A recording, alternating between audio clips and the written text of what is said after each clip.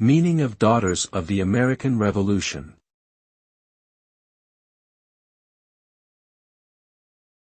Daughters of the American Revolution.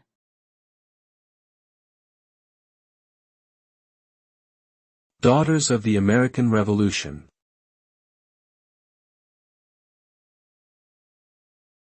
Daughters of the American Revolution.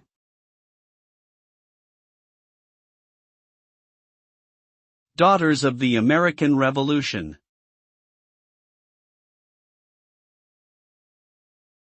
The Daughters of the American Revolution is a patriotic organization founded in 1890 that promotes historic preservation, education, and patriotism.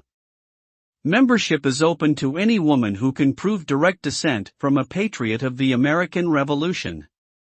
The organization has over 185,000 members in approximately 3,000 chapters worldwide. Its activities include honoring and preserving Revolutionary War sites, supporting schools and education initiatives, and recognizing individuals for outstanding citizenship and service to their country.